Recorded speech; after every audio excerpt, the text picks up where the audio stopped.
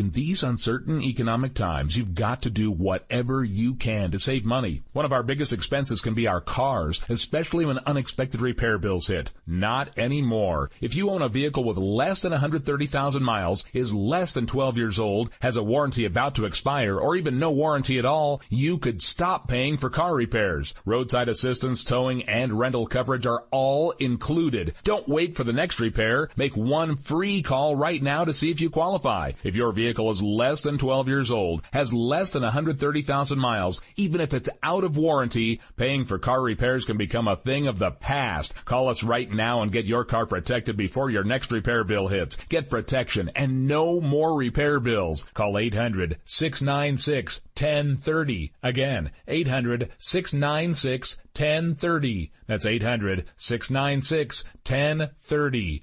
800-696-1030. You are listening to KLRN Radio, where liberty and reason still reign. All writers are prone to becoming so attached to our characters and stories that we struggle to see why a passage may not be working. It takes another set of eyes to help us nurture our writing to full maturity. At Black Wolf Editorial Services, we strive to enable writers to develop and grow, shaping stories into masterpieces that can stand the test of time. Editing services are provided for all genres and all age categories. Services range from critiques of the short story through to line edits of the full-length novel and copy editing for those preparing for publication. We also offer assistance on generating a writer's bio for your websites, as well as help with those book blurbs and promotional material. We won't abandon you to the masses. We want to celebrate with you in your successes. Black Wolf Editorial Services, nurturing your writing into maturity. For a full list of services and prices, visit us at blackwolfeditorial.com. Individuals and businesses with tax problems, listen carefully. Do you feel like you're losing control over your finances? If you owe over $10,000 in back taxes or have unfiled tax returns, we can help you take back control. The IRS is the largest and most aggressive collection agency in the world, and they can seize your bank account, garnish your paycheck, close your business, and file criminal charges. Take control of your tax problems now by calling the experts at Tax Mediation Services and take advantage of the Fresh Start program and new laws that may allow us to negotiate a settlement for the lowest amount possible. Our team of tax attorneys and enrolled agents can stop collections and get you protected so you can take control of your financial future. Tax Mediation Services is accredited by the Better Business Bureau. Call now for a free case review and a price protection guaranteed quote. Call Tax Mediation Services now at 800-610-9050. That's 800-610-9050. 800-610-9050. KLRN Radio has advertising rates available. We have rates to fit almost any budget. Contact us at advertising@klrnradio.com.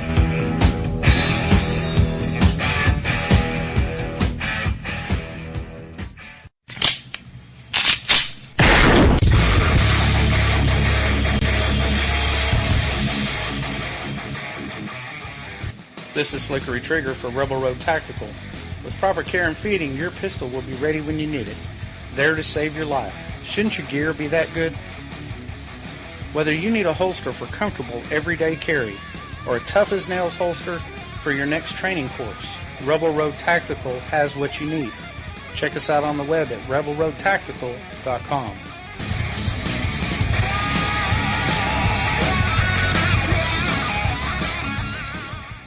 Tired of paying outrageous prices for Viagra? Well, we have great news for you. Now you can finally get Viagra at huge discounts. Healthy Man allows you to save up to $500 on Viagra. Why pay U.S. pharmacy prices of $15 per pill or more when you can get Viagra for less than $3 a pill? Call today and get 40 Viagra pills for only $99. This can cost as much as $600 at your local pharmacy. You can't afford not to call us. If you want Viagra at the lowest prices, never pay $15 $3 a pill pharmacy prices again. Get Viagra for less than $3 a pill. Call 1-800-516-7602 today and save up to $500 and get 40 pills for just $99. Healthy Man is fast, easy, and affordable. Operators are waiting at 1-800-516-7602 to take your call right now. Call 1-800-516-7602. That's 1-800-516-7602. Again, 1-800-516-7602.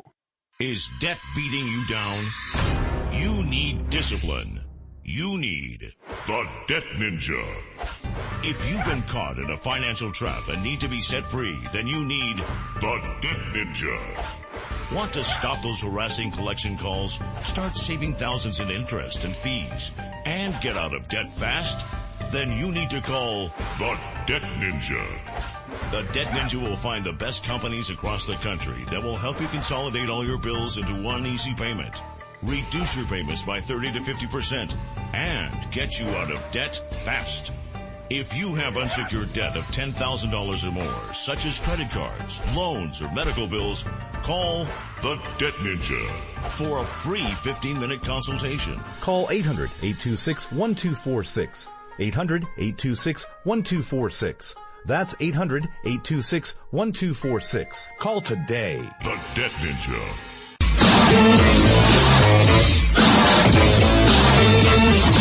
Welcome, everybody, and welcome, fellow patriots. Welcome once again to the Conservative Commandos radio show.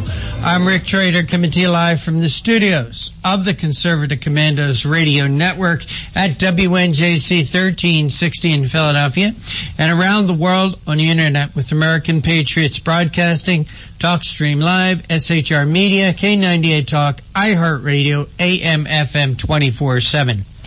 And joining me today as my co-host is the Patriot from the Hoosier State, J.D. Manier. J.D., welcome back to the Conservative Commandos radio show.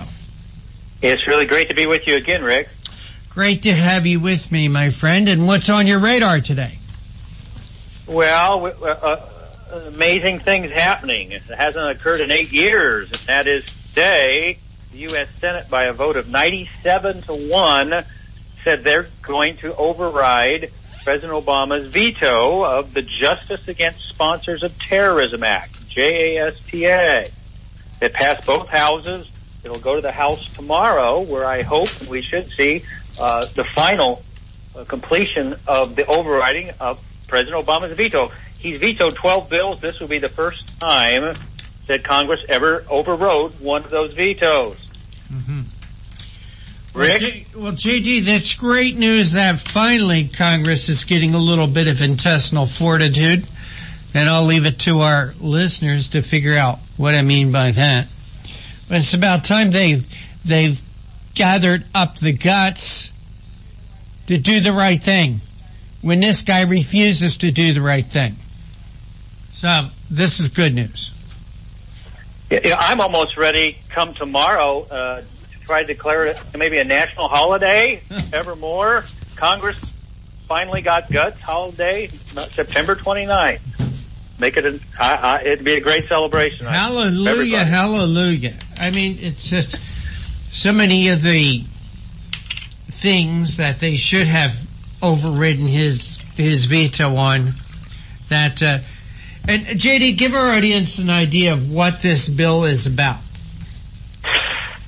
Well, they were missing 28 pages from the 9/11 Commission report, and those implicated Saudi Arabia in the terror attacks, and they kept it hush-hush, but they were revealed this year. Now, we're going back 15 years ago, 9/11.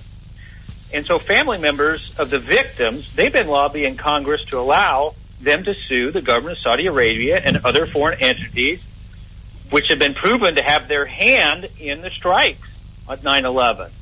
And they've heard their appeals.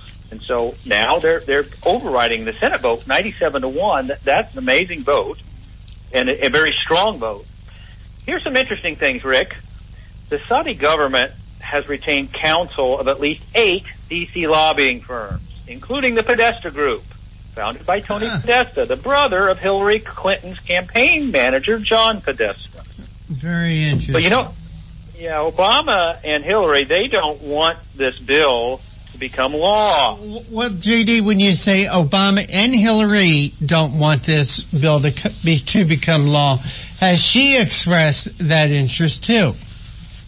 I think she's kept kind of quiet. I need to look that up for you. I'm sorry.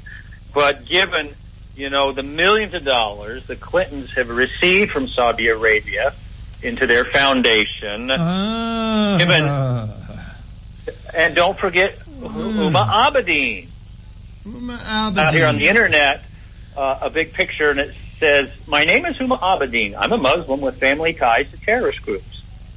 My husband is Anthony Weiner, the disgraced sexual deviant who sends pornographic pictures of himself to girls online. I met Hillary at the age of 19 and never left her side.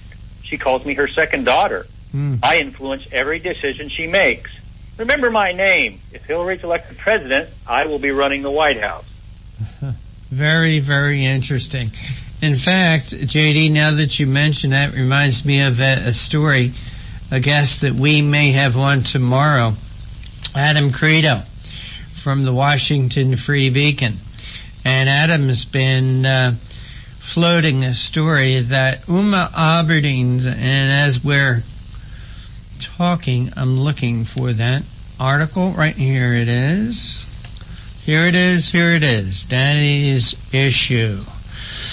Saeed Abedin, the father of top Hillary Clinton aide Huma, outlined his views of Sharia law and how the Western world has turned Muslim, quote, hostile during a wide-ranging video interview that shines newfound light on the elusive thinker's worldviews, according to footage exclusively obtained by the Washington Free Beacon.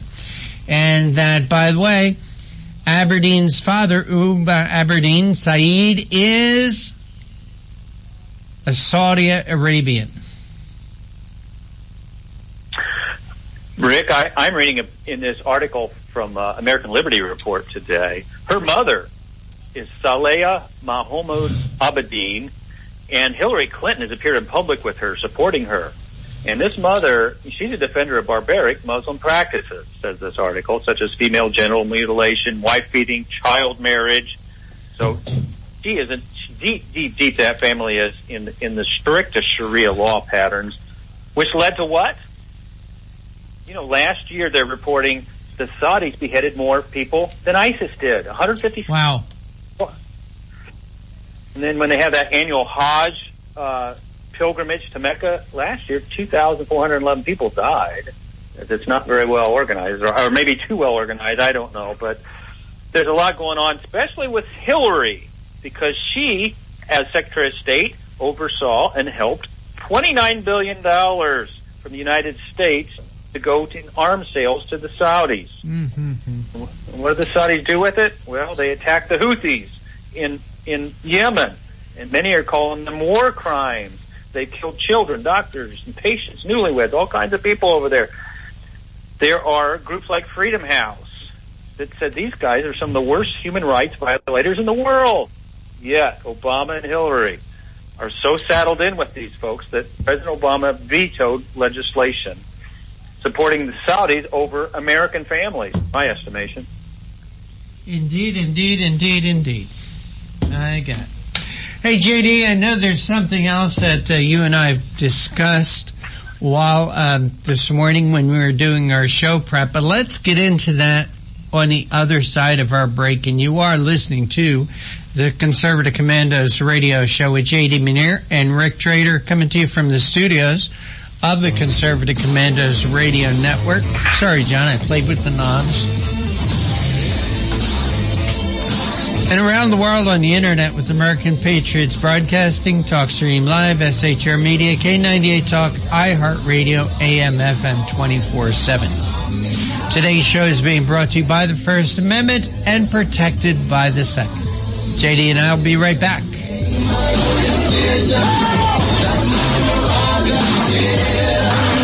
say I'm crazy, I really don't care.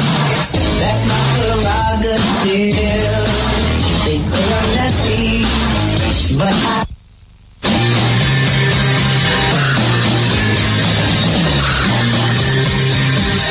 Conservative Commandos radio show is expanding to become the Conservative Commandos radio network. We are establishing a front line of conservative radio broadcasters and ironclad patriots to declare war against the madness of liberalism and the Obama administration.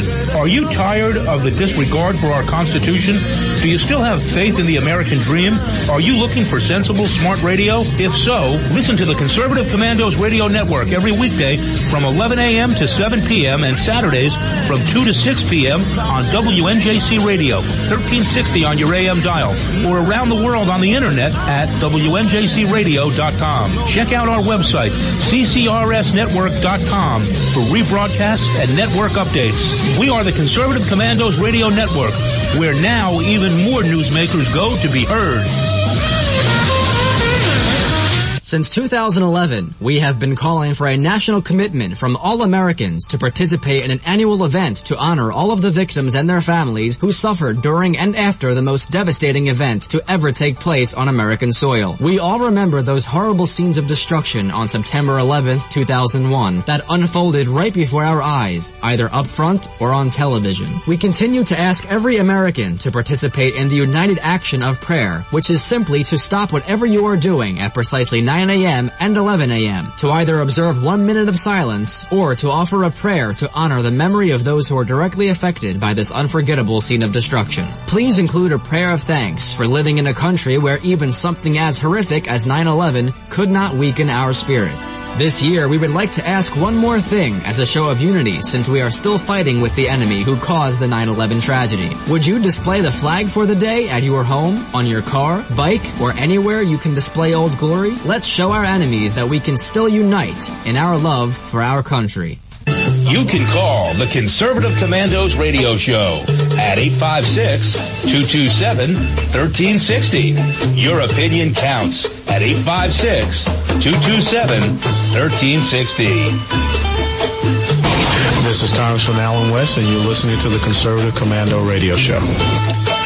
Yes, you are listening to the Conservative Commandos radio show with J.D. Minear and yours truly, Rick Trader. And for rebroadcasts of our shows, check out our website, ccrshow.com or ccrsnetwork.com, or at noontime, log on to roarradio.net at 11 p.m., highplainsdailynews.com, or you can hear our show any time of the day from your telephone by calling 832-999-1199. JD, the Marines are in the news today. Yes, they are. We're looking at an article from Marine Corps Times, and it looks like Lieutenant Colonel John Caldwell says, yeah, it's time to, Obama's telling us it's time to change our slogan. The few, the proud. Yeah, I like that slogan. It's 40-year-old. Well, it's still a great slogan. Yeah. You remember? God, we trust is a great slogan. That doesn't need changing. Yeah. Well, remember Obama changed the Army slogan? Be all you can be.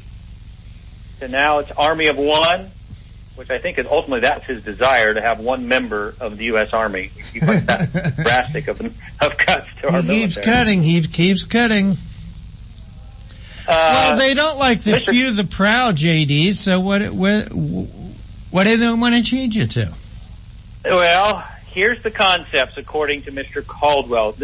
He says they want a new advertising campaign to show three concepts. You want the good news or the bad news first? Let's start with the bad news. Everybody wants the good news. I want the bad news. All right. Well, three concepts. The first one is they want to fight self-doubt to become a Marine.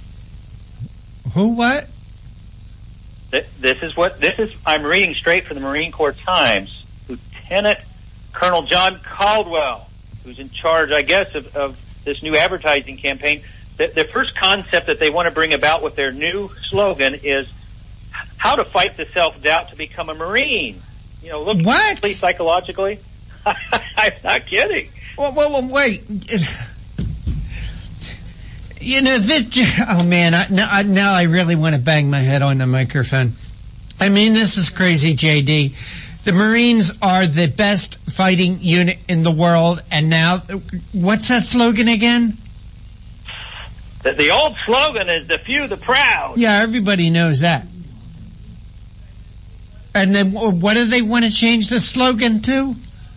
Well, they're not letting on, but they're just kind of letting out the 3 concepts that they'll use to formulate this new slogan. So here's the bad news. There's 3 parts that they're saying they want to use to create this new slogan. The first is fighting self-doubt to become a Marine. Ridiculous. I mean, here...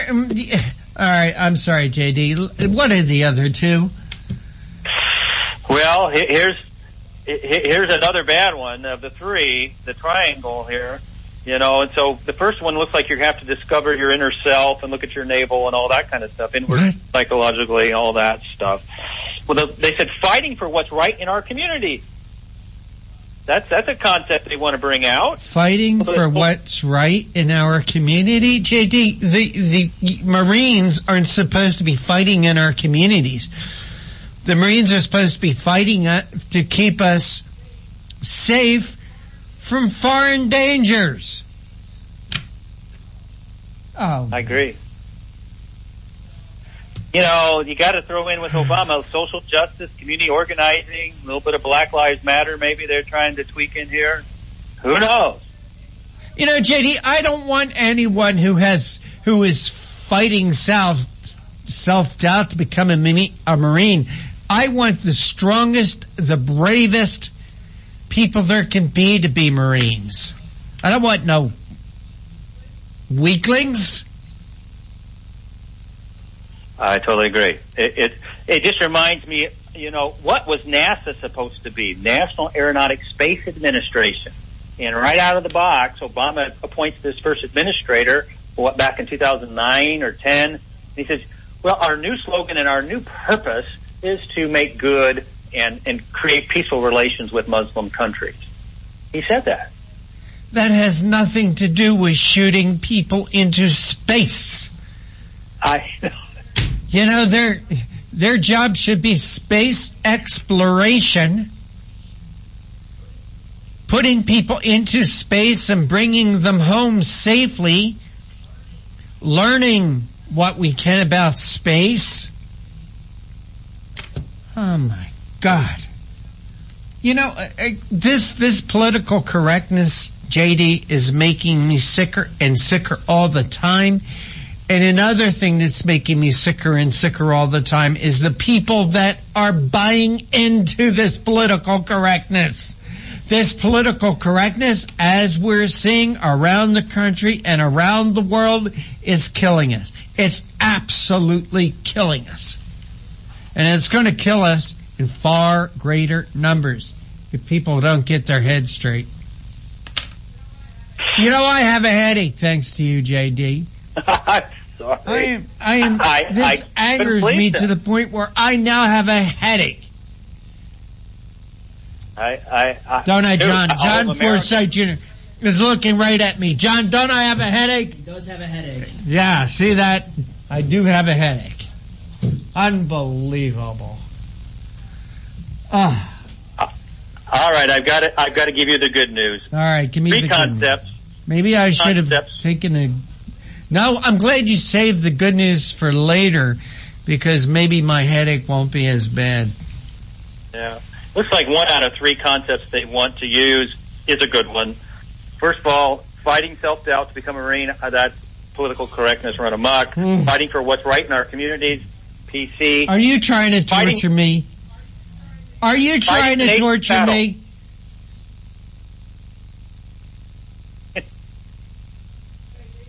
JD, are you trying to torture me today?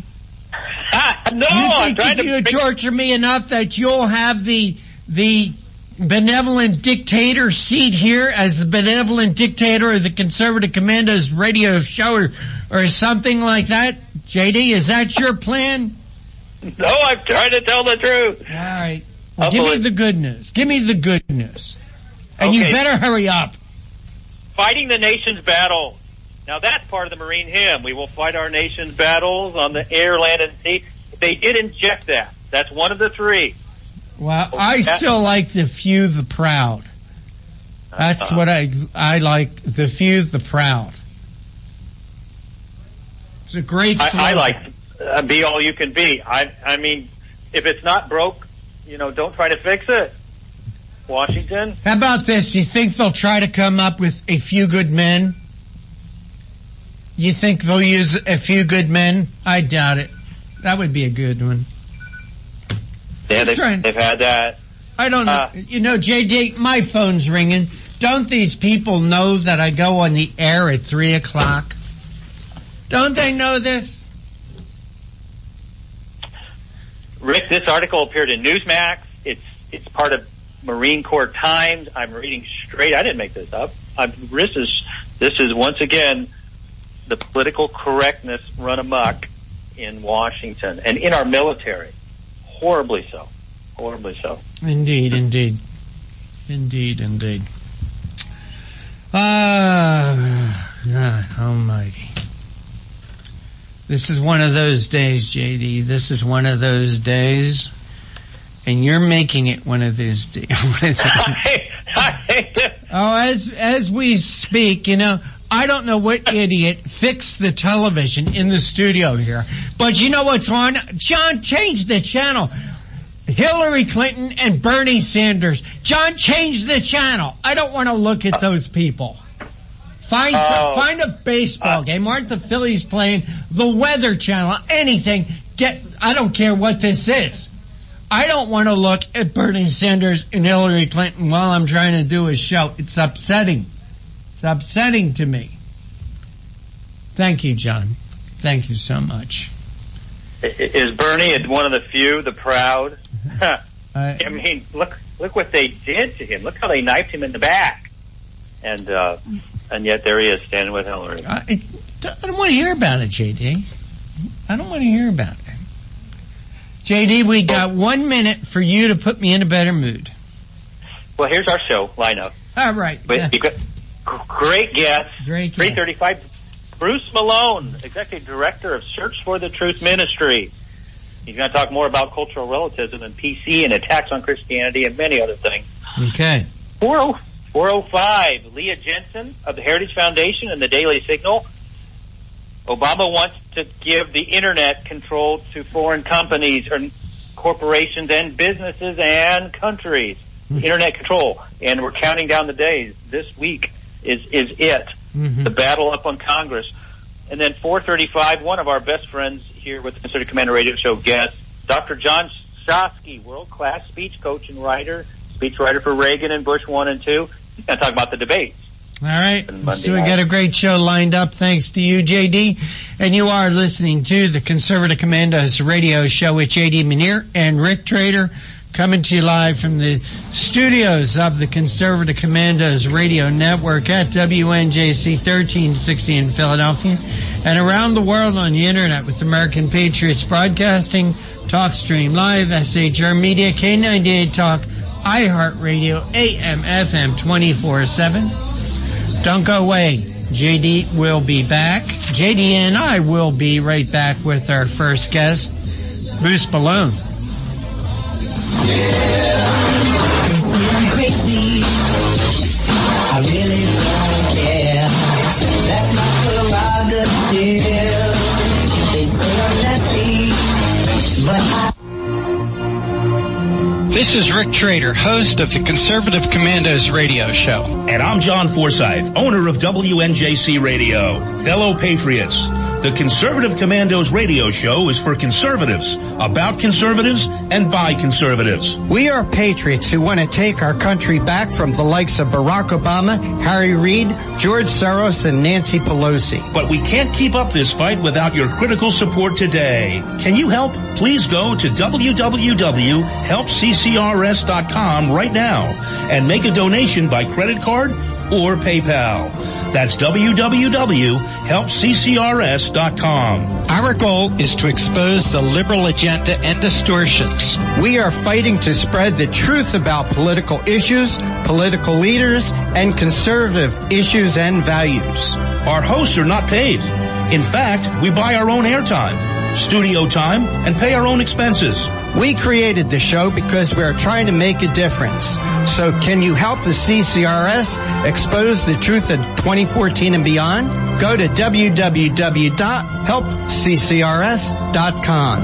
Help keep the Conservative Commandos radio show on the air by going to www.helpccrs.com and make a donation today to return our country to the conservative roots created by our founding fathers. Since 2011, we have been calling for a national commitment from all Americans to participate in an annual event to honor all of the victims and their families who suffered during and after the most devastating event to ever take place on American soil. We all remember those horrible scenes of destruction on September 11th, 2001 that unfolded right before our eyes, either up front or on television. We continue to ask every American to participate in the united action of prayer, which is simply to stop whatever you are doing at precisely 9 a.m. and 11 a.m. to either observe 1 minute of silence or to offer a prayer to honor the memory of those who are directly affected by this unforgettable scene of destruction. Please include a prayer of thanks for living in a country where even something as horrific as 9/11 could not weaken our spirit. This year, we would like to ask one more thing as a show of unity since we are still fighting with the enemy who caused the 9/11 tragedy. Would you display the flag for the day at your home, on your car, bike, or anywhere you can display Old Glory? Let's show our enemies that we can still unite in our love for our country. I'm Pastor Christina Lamanier. I'm a concerned mother and grandmother, and I urge you to vote for Donald Trump. Our Commander-in-Chief's highest priority is to secure the safety and freedom of Americans of every race, creed, and color. Trump will solve the ISIS crisis quickly and utilize the talents of people like Mayor Rudy Giuliani to restore law and order in our streets. Donald Trump will build the wall, secure our borders, and bring back jobs and prosperity to America by slashing taxes, cutting government waste, stamping out political correctness, harnessing our abundant natural resources, unleashing the patriotism and genius of we the people. Always remember, there is a special place in heaven for followers of Jesus Christ. For more information, log on to INRASuperPAC.com. INRA Super PAC paid for this ad and is solely responsible for its content, not authorized by any candidate or its committee. What does it take to be the leader in production systems technology? To be the one company that solves production problems at any plant, for any product, and with any technology? It takes a 30-year record of success. It takes total mastery of complex technologies with a history of delivering success every time, without fail. Only one company can claim that high ground in manufacturing line optimization, data automation, and systems integration, and that's Philadelphia Control Systems. In factories worldwide, Philadelphia Control Systems programs, software, and engineering solutions deliver optimal performance and output flow with a record that can't be matched. Any plant, any product, any technology. Philadelphia Control Systems, the leader in production automation since 1982. 800-335-9811. PCS4automation.com. That's PCS, the number 4, automation.com. The Conservative Commandos radio show is expanding to become the Conservative Commandos radio network. We're establishing a front line of conservative radio broadcasters and ironclad patriots to declare war against the madness of liberalism and the Obama administration. Are you tired as I am about the disregard for our Constitution?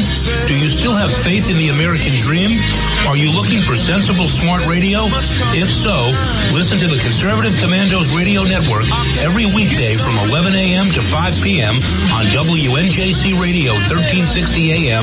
or around the world on the internet at WNJCradio.com. Check out our websites, ConservativeCommandosRadioNetwork.com and CCRN.com for rebroadcasts and network updates. We are the Conservative Commandos Radio Network, where even more newsmakers go to be heard.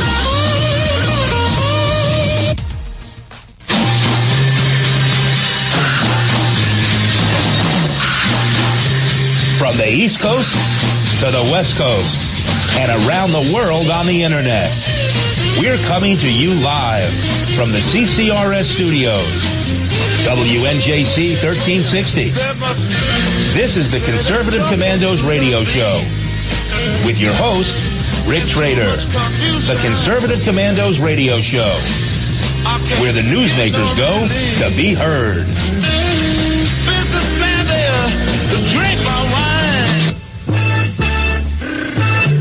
You can call the Conservative Commandos radio show at 856-227-1360. Your opinion counts at 856-227-1360. This is Congressman Alan West, and you're listening to the Conservative Commando radio show. This is J.D. Manier and your host, Rick Trader.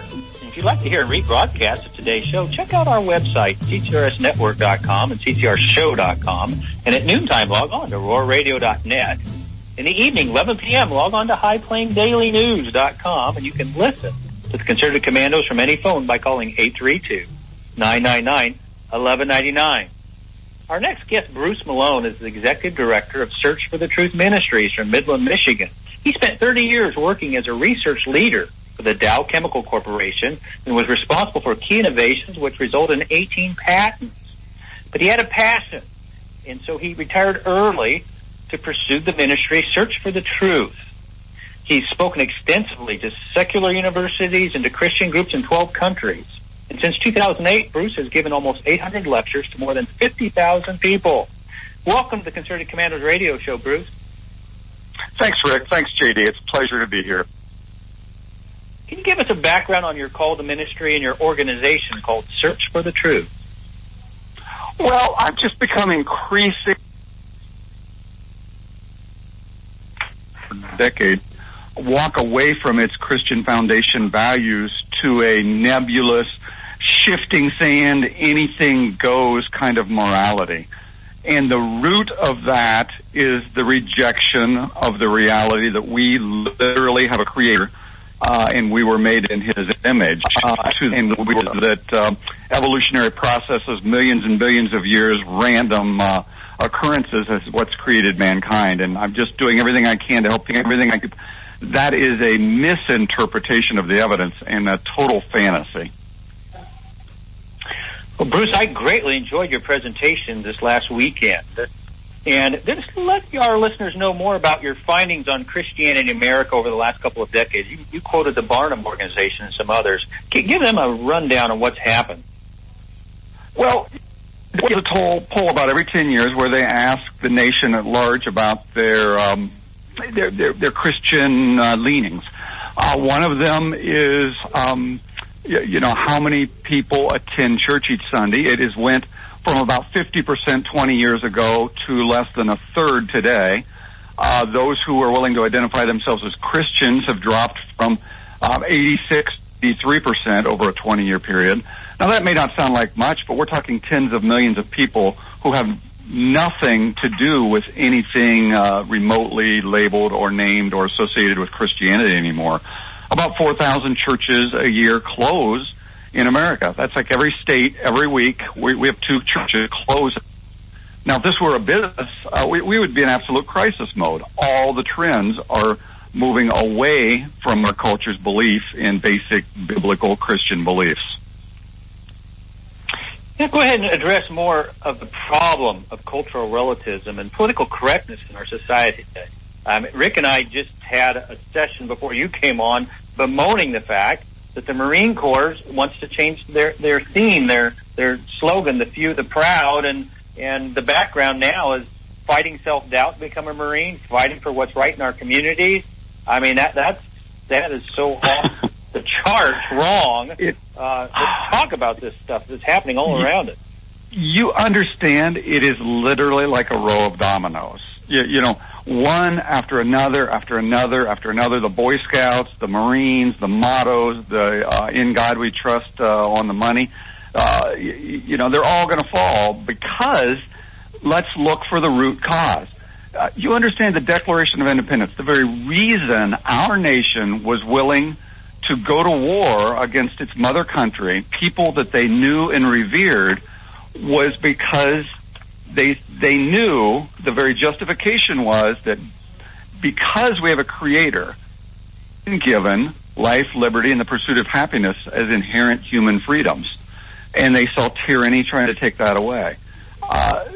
it's an acknowledgement that we have a creator that gives humanity value. But if it is government that provides our value, it's government that provides our rights, then it's just a matter of deceiving enough people into voting the way you think, and those rights can be taken away again because they're not given by a creator. The acknowledgement that we are made in the image of God, that we are only the image of God that holds back tyranny, and yet for over 50 years, that by law has been removed from the thinking of all public school children. We are a long way of losing this culture.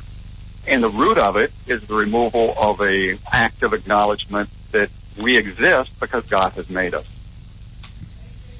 Hey, JD and Bruce, this is Rick. I'm sorry to break in. Bruce, we're going to take a little break right now because you're breaking up a little bit on us. So please hold on for just 2 minutes, okay? Yeah, no problem. And, I can switch to the hotel phone if that would help. All right. Well, let us take the break. We'll reconnect with you. And you are listening to the Conservative Commandos radio show with JD Manier and Rick Trader, coming to you live from the studios of the Conservative Commandos radio network at WNJC 1360 in Philadelphia and around the world on the internet with American Patriots Broadcasting, TalkStream Live, SHR Media, K98 Talk, iHeartRadio, AM, FM 24/7. Don't go away. We will be right back with our guest, Bruce Malone. They say I'm crazy. I really don't care. That's my prerogative. They say I'm nasty, but I...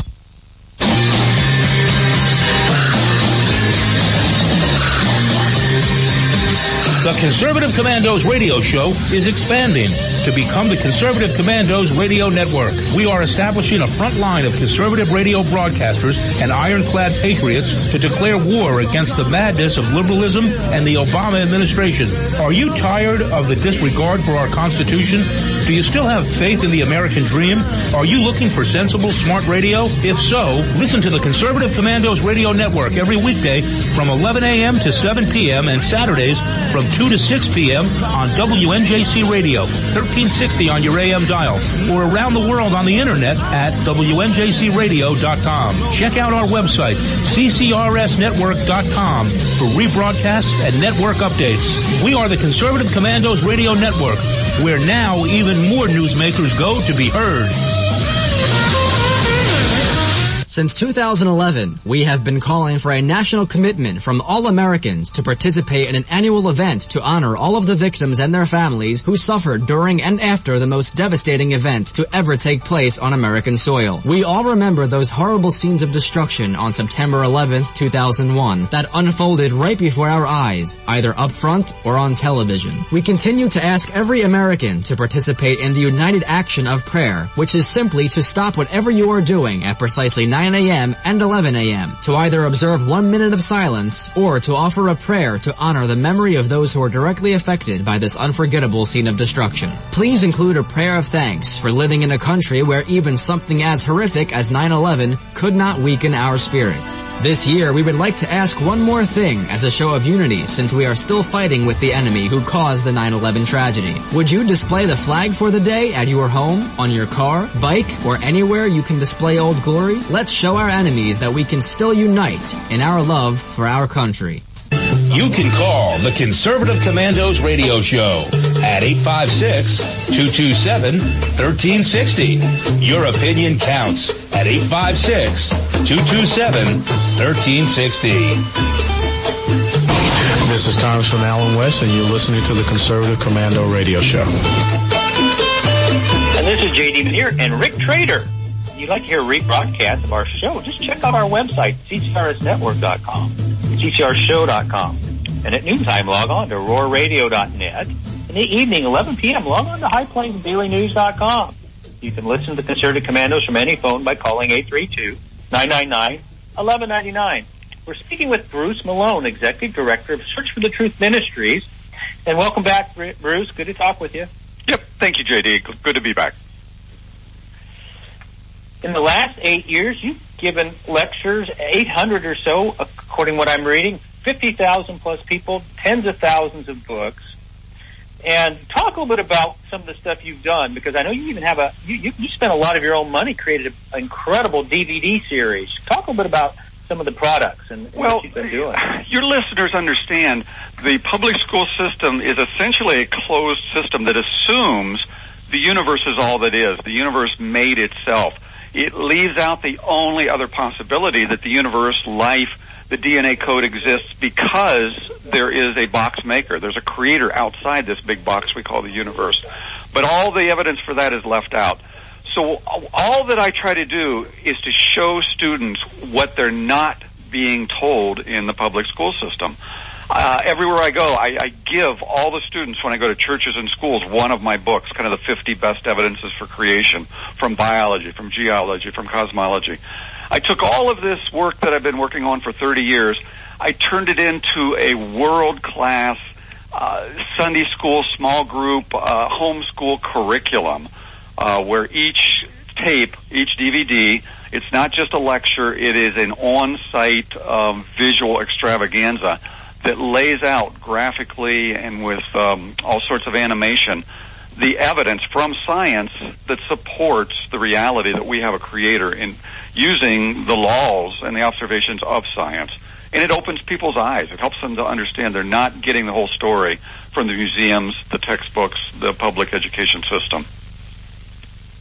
Bruce, let's just take a second here. How would people go about getting your materials? You have a website? Well, this stuff has just been released within months. It will shortly be on Amazon.com, but the best place is searchforthetruth.net. Just think of the word search for the truth, and then it's .net. Or you Google my name, Bruce Malone, my website will pop up. But it's a phenomenal 6-hour, 6-week study that can be used in small groups and churches and fellowships to really, if you want to do something about what's going on around us, you've got to get the truth in front of people. And this is a class that could be led by anybody, whether they have a background in science or not, because the 6 DVDs come with a leader's guide and so on, and they're very, very reasonably priced. Bruce, have you had a chance to visit the new Noah's Ark experience in Kentucky, that Creation Museum in Kentucky? I know I'm based in Midland, but I have been so busy. I've been gone probably 10 of the last 12 weeks. I have not yet had a chance to get down there, but I fully support what Answers in Genesis and Ken Ham are doing there. They are trying to wake up the Christian community, help them to understand the Bible means what it says. It is incredibly crystal clear specific. There has been a world-covering flood upon this earth, and that has enormous implications in geology. And showing people the size and the scope of this ark and all that it could have contained just helps make it real in the eyes and the lives of our friends and our neighbors and the Christian and the non-Christian community. So, yeah, I will get down there. I haven't seen it yet.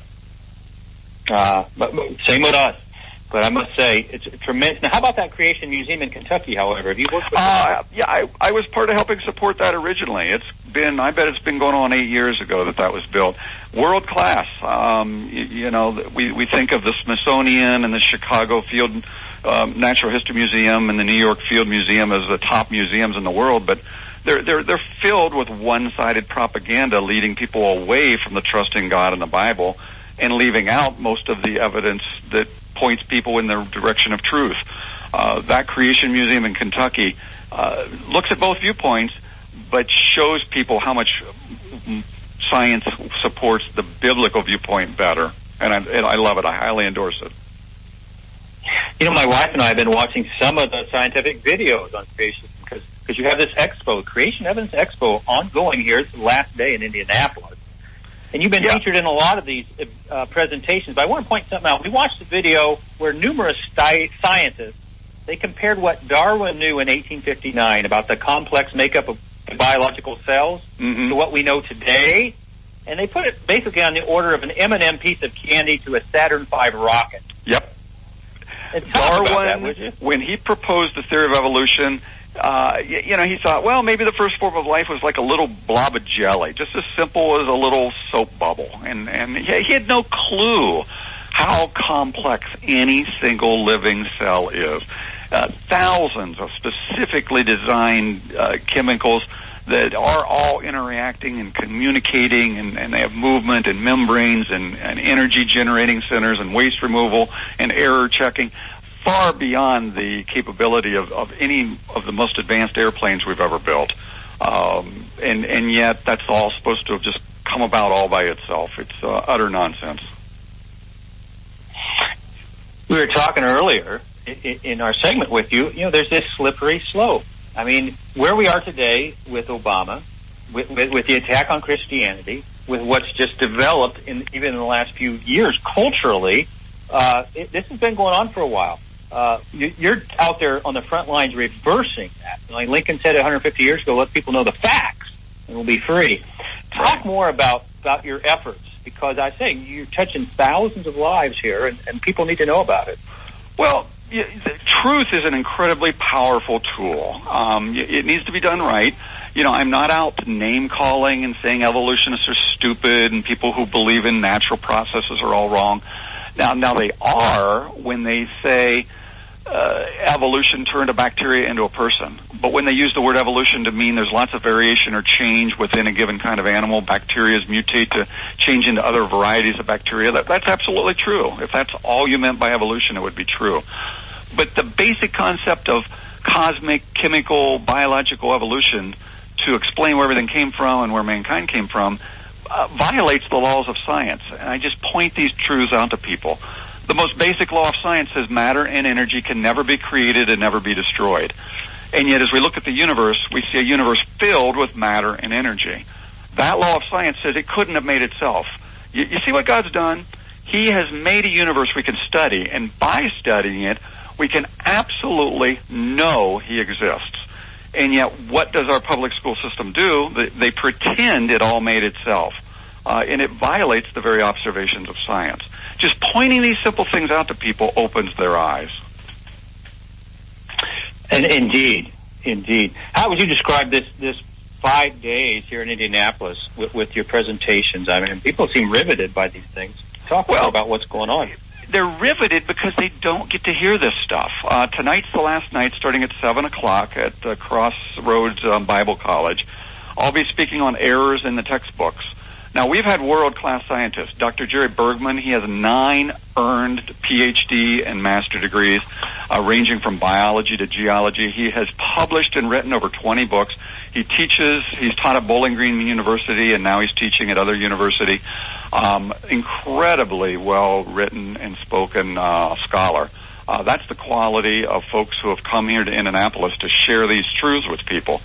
People who say creation is not scientific, evolution is, that's just a facade. Honestly, you can't prove a bacteria turned into a person. No one's seen it happen, and the mechanisms do not explain the upward advancement of life. But you can also prove creation in a laboratory.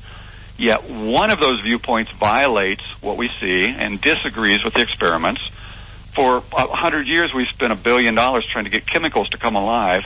Every experiment shows it does not and cannot happen.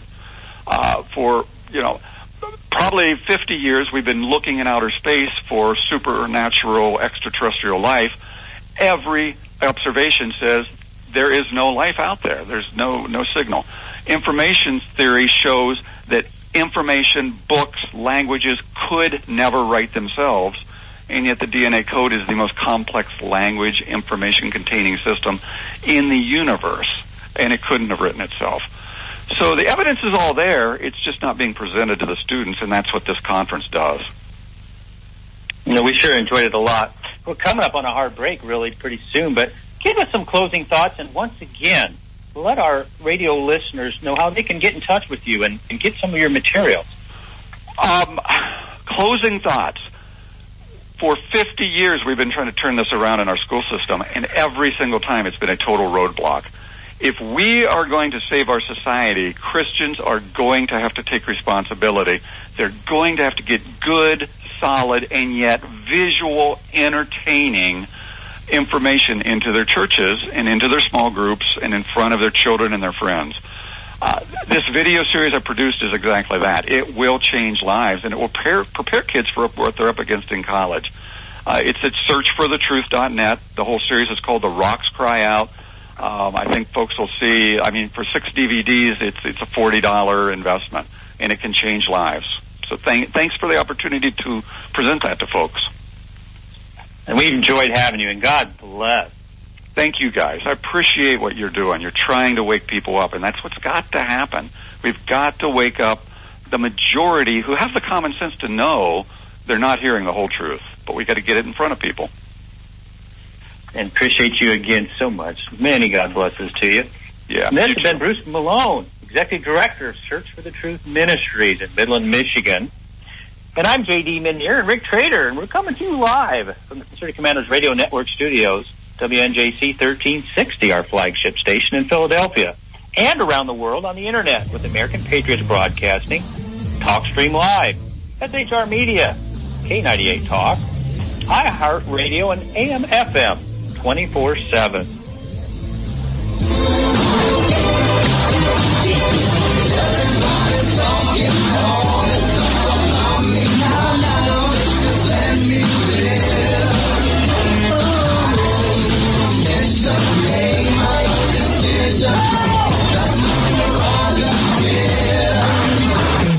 Crazy, I really don't care. That's my prerogative.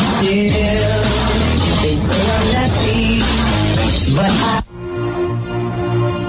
This is Rick Trader, host of the Conservative Commandos radio show. And I'm John Forsyth, owner of WNJC Radio. Fellow Patriots, the Conservative Commandos radio show is for conservatives, about conservatives, and by conservatives. We are patriots who want to take our country back from the likes of Barack Obama, Harry Reid, George Soros, and Nancy Pelosi. But we can't keep up this fight without your critical support today. Can you help? Please go to www.helpccrs.com right now and make a donation by credit card or PayPal.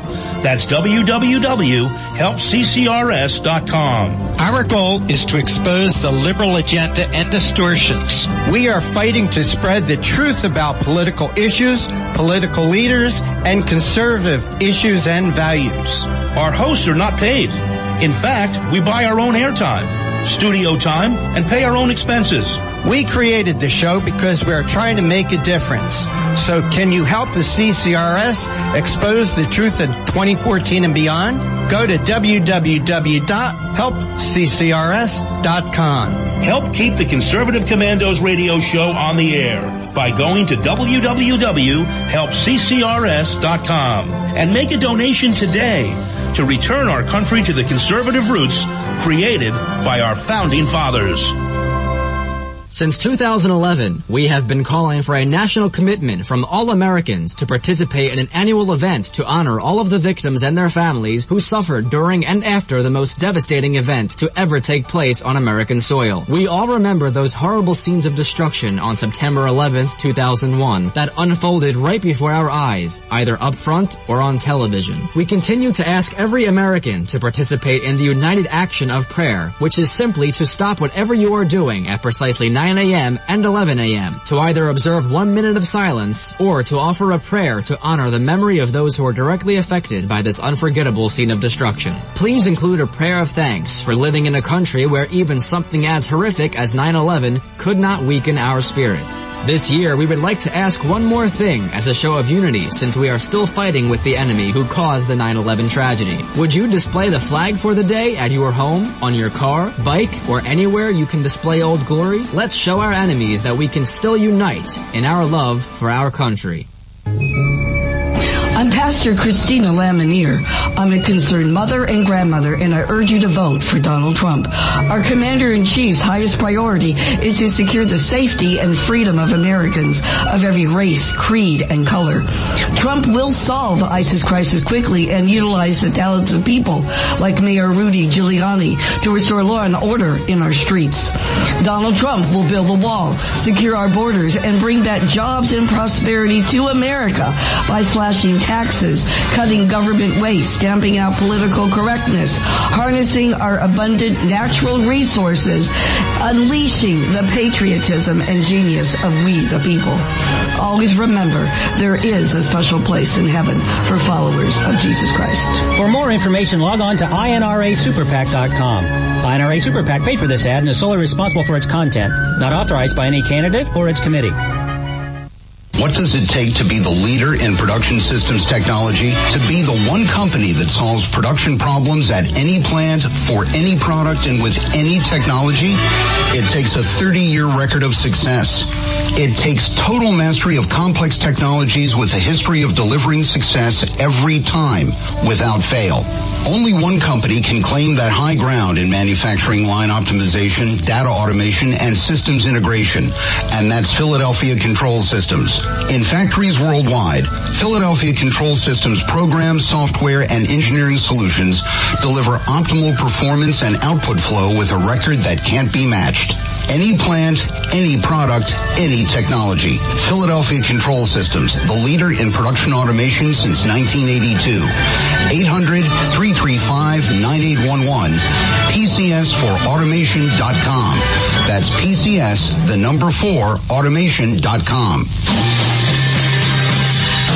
The Conservative Commandos radio show is expanding to become the Conservative Commandos radio network.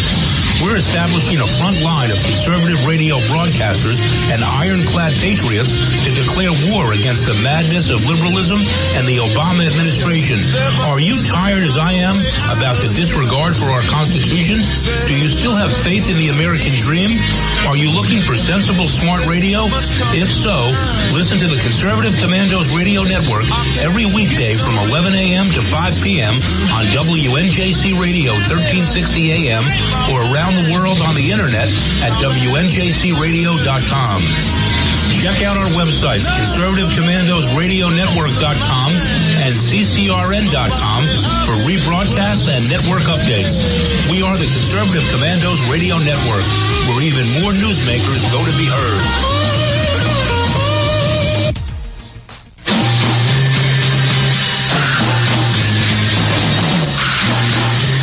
From the East Coast to the West Coast and around the world on the internet, we're coming to you live from the CCRS studios, WNJC 1360.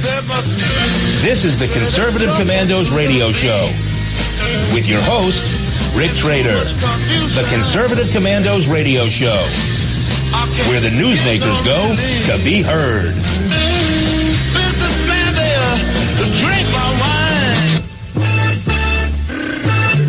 You can call the Conservative Commandos radio show at 856-227-1360. Your opinion counts at 856-227-1360. This is Congressman Alan West, and you're listening to the Conservative Commando radio show. This is J.D. Meneer and your host, Rick Trader. If you'd like to hear a rebroadcast of today's Conservative Commando radio show, just check out our website, CCRSnetwork.com and CCRShow.com. Or at noontime, log on to RoarRadio.net. At 11 p.m., log on to HighPlainsDailyNews.com. And now you can listen to Conservative Commandos from any phone by calling 832-999-1199. Our next guest, Leah Jensen, is a news reporter for the Daily Signal and graduate of Heritage Foundation's Young Leaders Program. She's a graduate of the University of Northern Iowa and has served on the communications team of U.S. Senator Chuck Grassley. Welcome to the Conservative Commander Radio Show, Leah. Thanks for having me on today. Well, our topic is Internet freedom. Give us a background for our listeners on Obama's efforts to hand over the Internet control to foreign countries this Friday at the end of the month. This weekend, on October 1st, the Obama administration is set to hand over oversight of what's called the Internet Corporation for Assigned Names and Numbers. A shorter way to say that is ICANN. They're set to hand over the oversight of this organization to a non-governmental body. What ICANN does is a non-profit organization that designates Internet domain names and addresses. Currently, the U.S. Commerce Department oversees ICANN. That's a little bit of what's happening this week.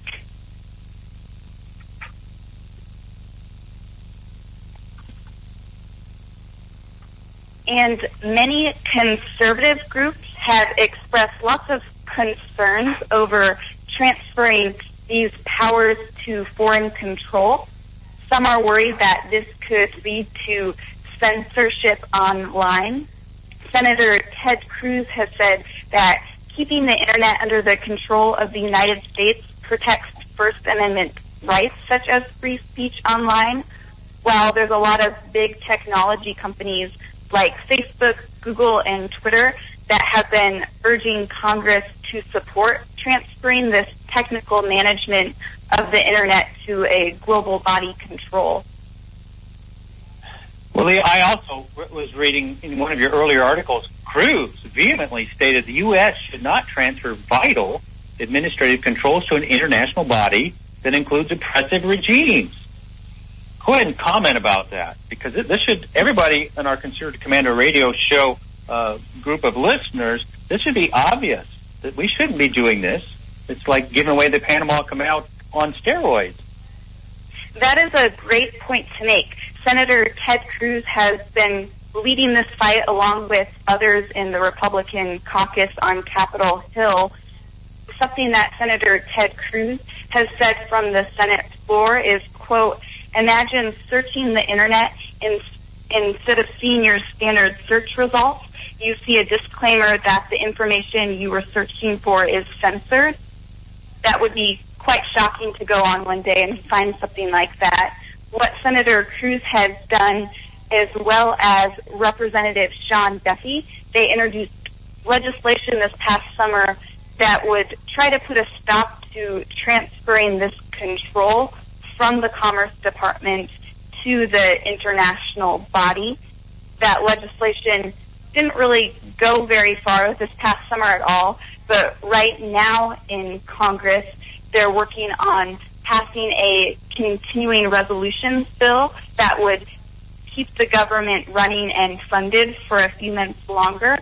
I know Cruz has been trying to insert language into that bill that would have to be passed this week, but currently there is no language in that continuing resolution bill that would prevent this transfer of this technical management of the internet domain names. Leah, that's horrifying, and I think it probably lands squarely on the back of Senator Mitch McConnell. He didn't want to put that language in there to halt the madness of handing over the internet controls to foreign bodies. Can you update us a little bit on what we possibly can do? Because I was told earlier today that they're probably going to pass by midnight a continuing resolution, and then they're all going to come home and start campaigning. Yeah, the U.S. contracts now with ICANN and between ICANN and the government is set to expire this weekend, midnight, September 30th. Since the Senate did not include that language that would prohibit the administration from ending its contractual relationship with ICANN, we don't know exactly what will happen. There's still many outstanding questions and concerns about ICANN and the proposal that the Obama administration has put forth. That said, it's unclear if the Senate bill is the final version or just a negotiation tactic. Regardless, the House may approve its own version with the ICANN prohibition. Well, I got one more question. I'm going to turn it over to Rick, our host. But don't you find it odd that the Obama Administrator Lawrence Strickling of the National Telecommunications and Information Administration, he'd be arguing for the privatization of the domain name system for the Internet and giving it to international bodies in saying, well, we need to privatize. I mean, Obama has never been for privatization on any, except for this, which is an incredible resource that we invented. Talk about that aspect of our economy. Recently, there was a hearing on Capitol Hill. It was a subcommittee hearing of the Judiciary Committee. Lawrence Strickling, he's the administrator of that agency at the Commerce Department. He testified, like you said, on Capitol Hill that Congress should not block the transition to what he called a long-promised privatization of the domain name system. He was very much for letting this contract lapse. He said, quote, the best and most effective way to preserve internet freedom is to depend on the community of stakeholders who own and operate Interact's business and exchange information over the myriad of networks that compromise the internet, end quote. And a reminder that Strickling is an appointee of President Barack Obama, so he's very much echoing the words of what the administration thinks on this issue. Here on the Conservative Commando. Let's turn it over to Rick Trader. He's got a couple questions for you. Yep. Here on the Conservative Commandos radio show, we are speaking with Leah Jensen. She's a news reporter for the Daily Signal at the Heritage Foundation. Leah, what changes, if any, are people going to notice come October the 2nd if this change, in fact, does go through? If this change does go through, it will be hard to tell what exactly will happen. The hearing on Capitol Hill that I just mentioned a little bit ago, there was a person testifying who's a former Deputy Assistant Secretary for Policy at the Department of Homeland Security. He said that this was almost like a leap in the dark. We don't know exactly what having that contract lapse would mean.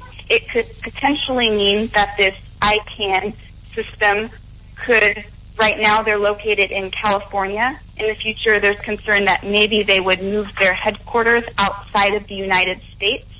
If they would move, that could essentially mean that their current bylaws may change, and things like our First Amendment rights that we have here in America may not apply in the future. But that is very unclear right now what could potentially happen.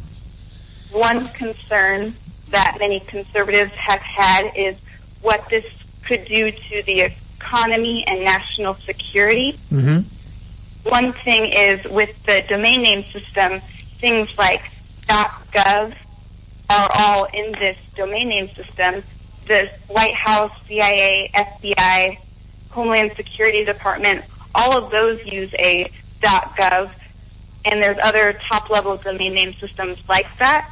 So it would be very interesting and possibly concerning to know what could happen if, for instance, a foreign body would take over control of those domain name systems, and what that would mean for our internet freedoms here in the United States.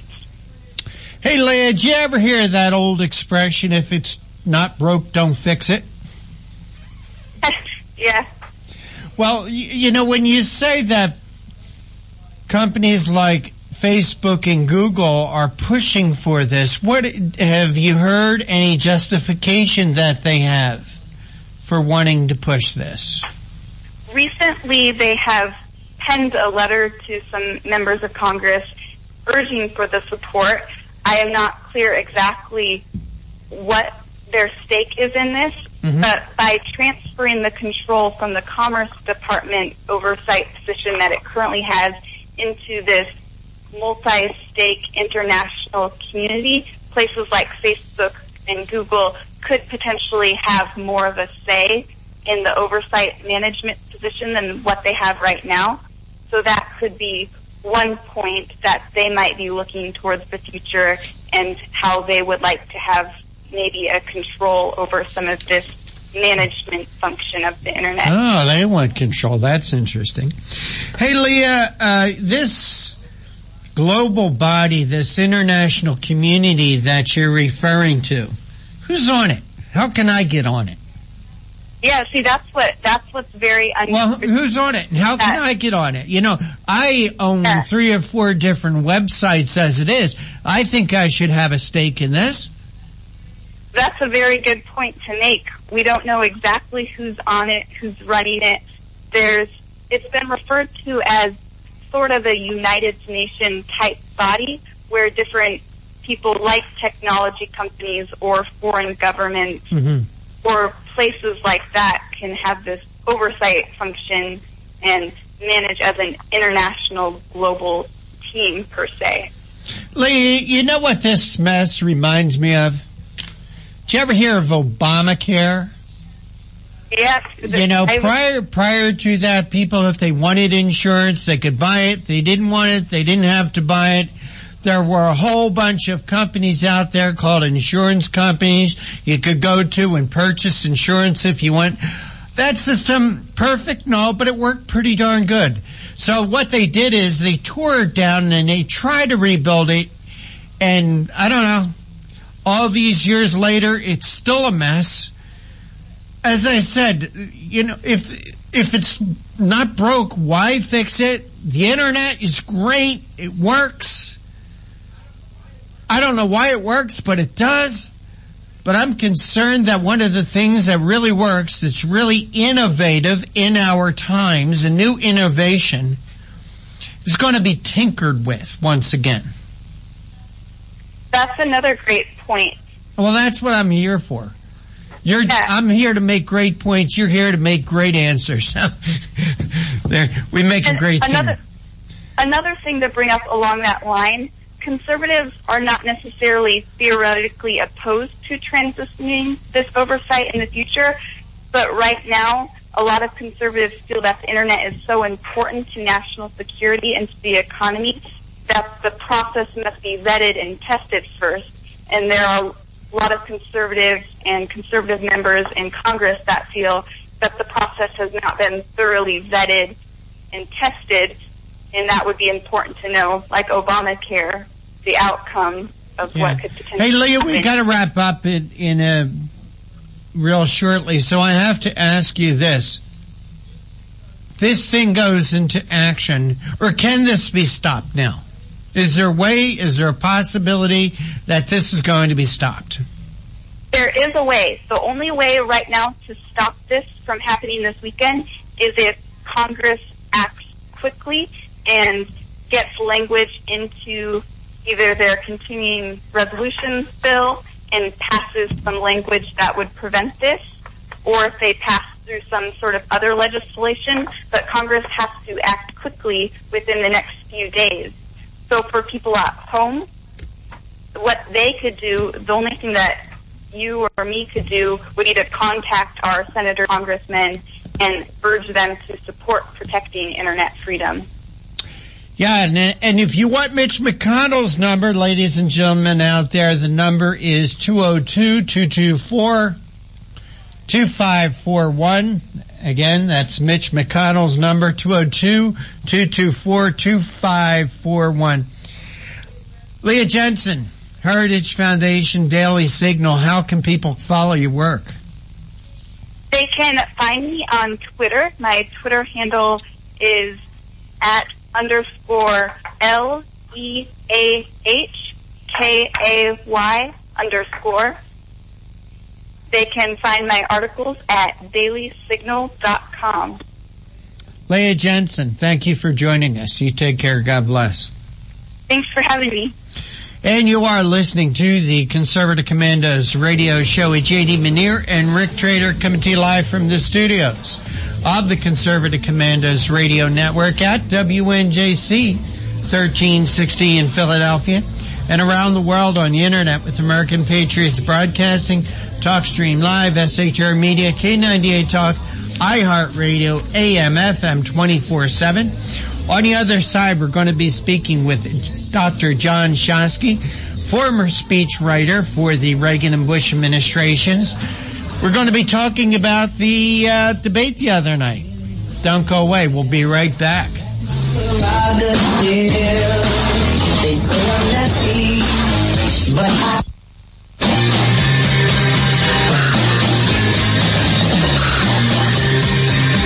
The Conservative Commandos radio show is expanding to become the Conservative Commandos radio network. We are establishing a front line of conservative radio broadcasters and ironclad patriots to declare war against the madness of liberalism and the Obama administration. Are you tired of the disregard for our Constitution? Do you still have faith in the American dream? Are you looking for sensible, smart radio? If so, listen to the Conservative Commandos radio network every weekday from 11 a.m. to 7 p.m. and Saturdays from 2 to 6 p.m. on WNJC Radio, 1360 on your AM dial, or around the world on the internet at WNJCradio.com. Check out our website, CCRSnetwork.com, for rebroadcasts and network updates. We are the Conservative Commandos Radio Network, where now even more newsmakers go to be heard.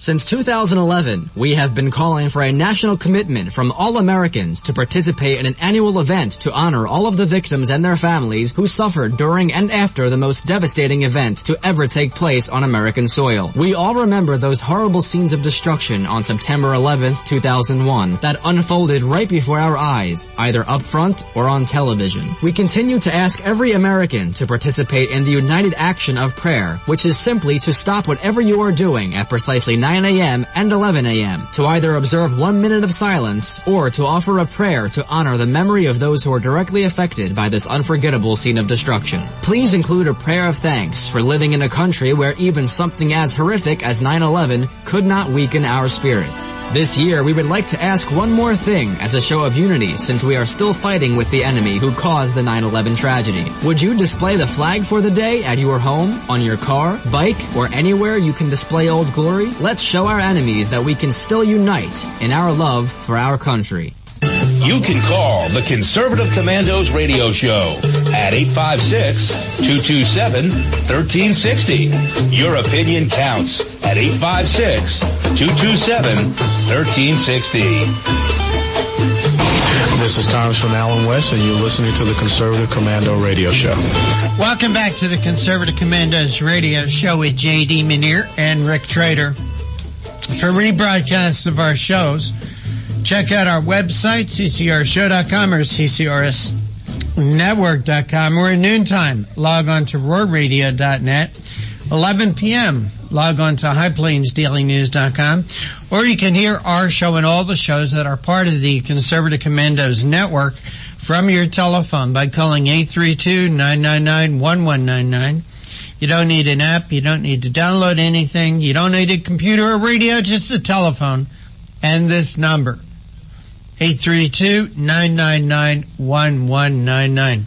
JD, we had Leah Jensen on earlier, just before the break, talking about stopping the transfer of the internet to a global governing body, whoever they are. And we're encouraging you to call your congressman. And here's a number, 202-224-3121, 202-224-3121. Tell them where you live, and they'll tell you who your congressman is. Just tell them, the internet is ours. Why are we giving it away? It makes no sense. This show to me today, JD, has been frustrating. And I feel like banging my head on this microphone. When you're talking about giving away the internet, when you're talking about the U.S. Marine Corps wants to change its what do you call it, JD? Help me out. Yeah, its motto. Logo, yeah. It just drives me nuts. JD, you have a number. You also have a number for Mitch McConnell's office. You want to give that again? And I urge people to call him. Yes. He's the bottleneck, because they did have language and he lifted it out, is what I've been reading. It's horrible. But Senator Mitch McConnell, Majority Leader, U.S. Senate, 202-224-2541. That's 202-224-2541. All right. Hey, JD, what you think of the debate the other night? What's your take on it? We're going to have Dr. John Joski on a little bit to get his evaluation, but what's yours? It was very interesting to me. We watched, everybody watched, 90 million, maybe 100 million. They're saying at least 80-some million. First thing I started thinking about is Hillary and the Dems, they are professionals at character assassination. Not running the country, not lifting us up. They are character assassins. And I think in some cases we talk about literally assassins with Hillary's crew and Bill. But that's what she professionally does so well. Then I started thinking about Trump. What has he done with his opponents? Well, he's crafted deals to benefit both sides. That's what That's what he's steeped in. That's his natural inclination, is to cut deals, promote things for the betterment of everybody. So he left a lot of hanging curveballs, they said. But on the other hand, I thought he did pretty well. And the polls are going to tell us how it really turned out, Rick.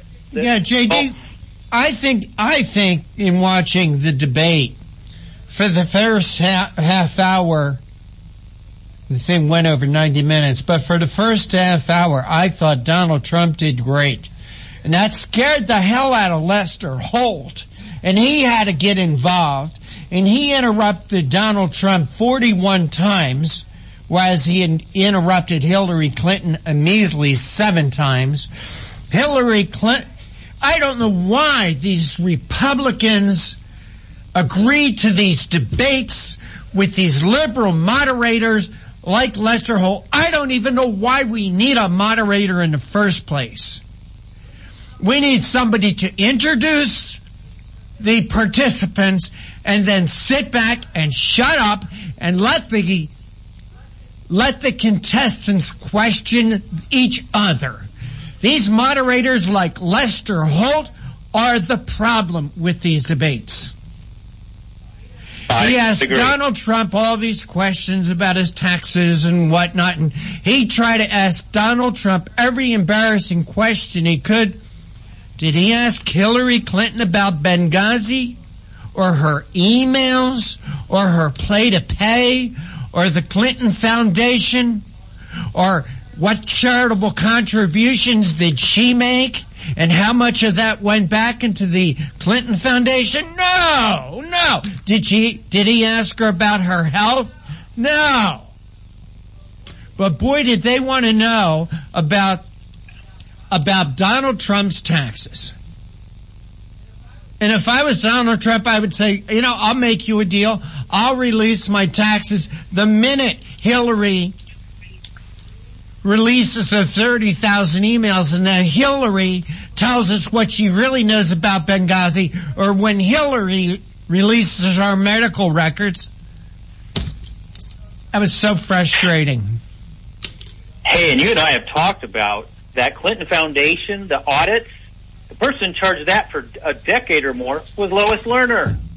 Look at we need to see the taxes of the Clinton Foundation, the CGI. That's true, JD. When they left the White House, when Hillary and Bill left the White House, Hillary, Bill, and Chelsea left the White House 15 years ago, they claimed to be so broke they had to steal furniture. Okay? They had to steal furniture. 15 years later, Hillary is worth $31 million. Bill is worth $80 million. Chelsea, who's never held a job in her life, is worth $15 million. The Clinton Foundation's worth $2 billion. Where are those questions, Lester Holt? And you are listening to the Conservative Commandos radio show with J.D. Manier and Rick Trader, coming to you from the studios of the Conservative Commandos radio network at WNJC 1360 in Philadelphia and around the world on the internet with American Patriots Broadcasting, TalkStream Live, SHR Media, K98 Talk, iHeartRadio, AM, FM 24/7. On the other side, we're going to be speaking with Dr. John Chotsky, former speechwriter for the Reagan and Bush administrations. We're going to be talking about the debate. Be right back. Yeah, that's my prerogative. They say I'm nasty, but This is Rick Trader, host of the Conservative Commandos radio show. And I'm John Forsyth, owner of WNJC Radio. Fellow patriots, the Conservative Commandos radio show is for conservatives, about conservatives, and by conservatives. We are patriots who want to take our country back from the likes of Barack Obama, Harry Reid, George Soros, and Nancy Pelosi. But we can't keep up this fight without your critical support today. Can you help? Please go to www.helpccrs.com right now and make a donation by credit card or PayPal. That's www.helpccrs.com. Our goal is to expose the liberal agenda and distortions. We are fighting to spread the truth about political issues, political leaders, and conservative issues and values. Our hosts are not paid. In fact, we buy our own airtime, studio time, and pay our own expenses. We created the show because we are trying to make a difference. So can you help the CCRS expose the truth in 2014 and beyond? Go to www.helpccrs.com. Help keep the Conservative Commandos radio show on the air by going to www.helpccrs.com and make a donation today to return our country to the conservative roots created by our founding fathers.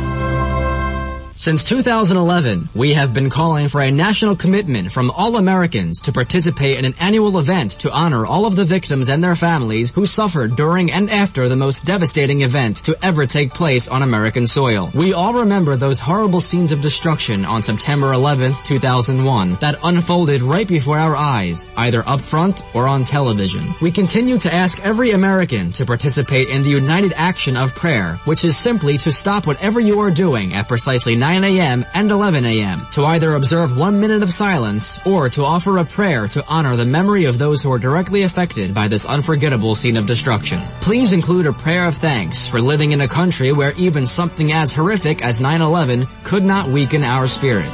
This year, we would like to ask one more thing as a show of unity since we are still fighting with the enemy who caused the 9/11 tragedy. Would you display the flag for the day at your home, on your car, bike, or anywhere you can display Old Glory? Let's show our enemies that we can still unite in our love for our country. I'm Pastor Christina Lamanier. I'm a concerned mother and grandmother, and I urge you to vote for Donald Trump. Our Commander-in-Chief's highest priority is to secure the safety and freedom of Americans of every race, creed, and color. Trump will solve the ISIS crisis quickly and utilize the talents of people like Mayor Rudy Giuliani to restore law and order in our streets. Donald Trump will build the wall, secure our borders, and bring back jobs and prosperity to America by slashing taxes, cutting government waste, stamping out political correctness, harnessing our abundant natural resources, unleashing the patriotism and genius of we the people. Always remember, there is a special place in heaven for followers of Jesus Christ. For more information, log on to INRASuperPAC.com. INRA Super PAC paid for this ad and is solely responsible for its content, not authorized by any candidate or its committee. What does it take to be the leader in production systems technology? To be the one company that solves production problems at any plant, for any product, and with any technology?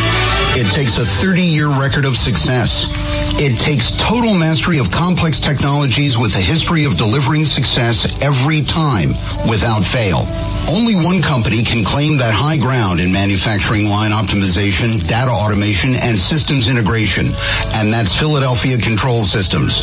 In factories worldwide, Philadelphia Control Systems programs, software, and engineering solutions deliver optimal performance and output flow with a record that can't be matched. Any plant, any product, any technology.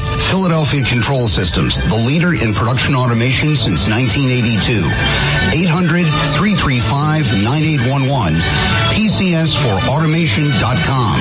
That's PCS, the number 4, automation.com. The Conservative Commandos radio show is expanding to become the Conservative Commandos radio network. We're establishing a front line of conservative radio broadcasters and ironclad patriots to declare war against the madness of liberalism and the Obama administration. Are you tired, as I am, about the disregard for our Constitution? Do you still have faith in the American dream? Are you looking for sensible, smart radio? If so, listen to the Conservative Commandos radio network every weekday from 11 a.m. to 5 p.m. on WNJC Radio 1360 a.m. or around the world on the internet at WNJCradio.com. Check out our websites, ConservativeCommandosRadioNetwork.com and CCRN.com for rebroadcasts and network updates. We are the Conservative Commandos Radio Network, where even more newsmakers go to be heard.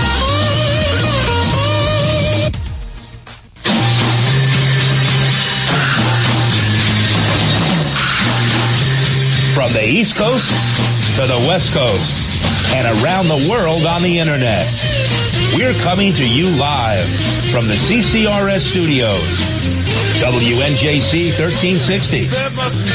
This is the Conservative Commandos radio show with your host, Rick Trader. The Conservative Commandos radio show, where the newsmakers go to be heard.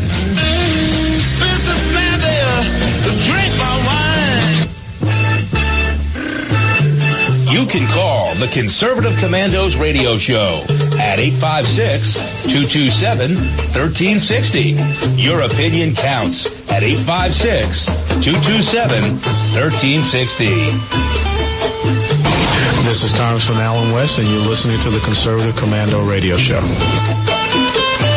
Thank you, Congressman West. And this is J.D. Manier and Rick Trader, your host. And if you'd like to hear rebroadcasts of today's show, check out our website, CCRSnetwork.com. CCRShow.com, or at noontime log on to roarradio.net.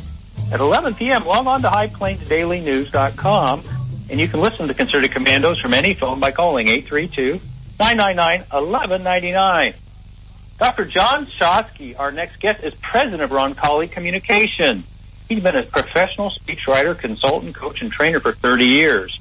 He's written almost 3,000 speeches for government officials, political candidates, and public interest advocates. That amounts to over 7 million words on the public record.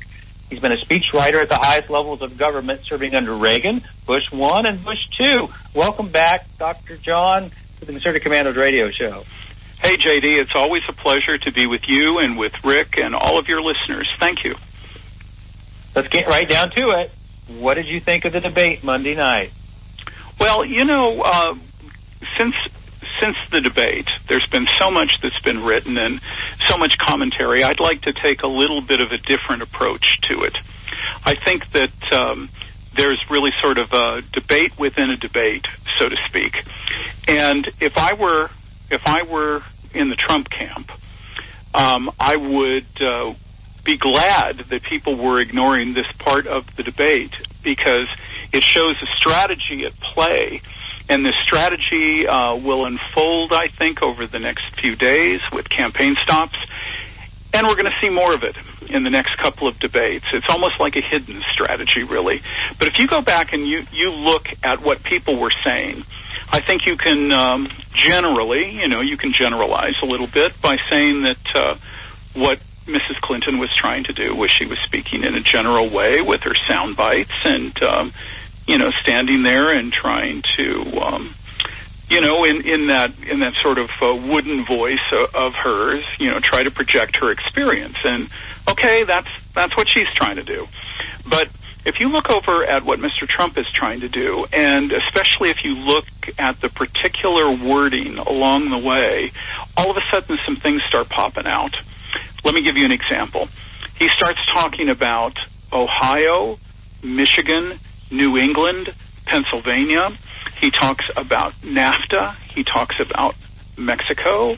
And then that's just in the first part of the debate. And then he calls out the Fed, and he talks about her emails and government regulation. And then he starts talking about Chicago, and he talks about Charlotte and Philadelphia and Detroit. And see, there it is. There's the strategy coming out right there. He's going to places and making it personal. And if he continues to do that, especially in places like Pennsylvania, which I believe is going to be the game changer anyway, then he's got a strategy that will play incredibly well in the places that he needs it to play. Now, he's got to stop doing a few things and start doing a few things. Like, for example, if he prepared a little bit more, I think that would help. I'm sure everybody in the Trump camp is saying that to him. And also, I think that he might want to stop interrupting so much. He might call out Mrs. Clinton a little bit more, especially on emails and Benghazi and things like that. He also is going to be given opportunities to go for the jugular. I think in the second or the third debate, he's going to have opportunities to win it all. I mean, just like Reagan, when Reagan said, "There you go again," to President Carter. There's going to be a moment where if he says in a very condensed, powerful way, something that encapsulates the problem of trust, the fact that she's got a lot of experience that doesn't seem to help her very much, that there's an email problem, there's a problem with Benghazi, et cetera, et cetera, et cetera. If he can encapsulate all of that into 5 or 6 words and say it on national television, then you may see things rapidly changing in his favor. But I think most of the conversation about the debate so far, to get back to the main question, is divided into three parts to me. One part was the hype before the debate, which was out of control. I mean, there was one news organization, I won't mention their name, CNN, and CNN was saying that this was the most decisive moment in American politics. Well, that's just crap. That's hyperbole. But you get stuff like that. And then there's the debate itself, which I think we all saw. And then there's the spin after the debate. And the media and Mrs. Clinton have joined forces to try to prevail within the spin after the debate. And I just hope people see it for what it is, which is the media is complicit. It's part of the problem here.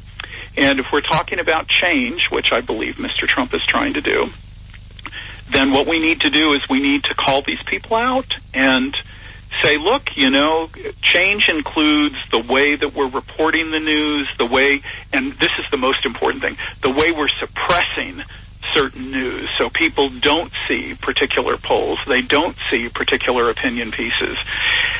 They ignore a lot of what's going on that can only make its way around social media and the internet. So I think when the second and the third debate happen, that we're going to see both camps building on what happened in the first debate. Both camps are going to pursue their strategy.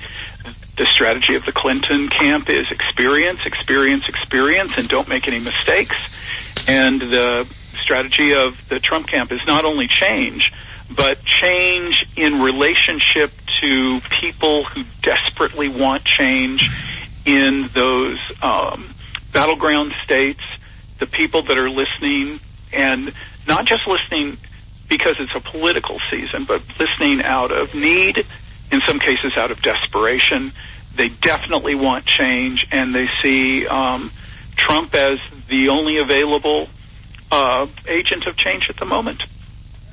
Here on the Conservative Commandos radio show, we are speaking with Dr. John Chomsky, a former speechwriter during the Reagan and Bush administration. John, when did that become a debate between Reagan and Holt rather than Reagan and... I'm sorry. Let me take that back. When did that become a debate between Trump and Holt rather than Trump and Clinton?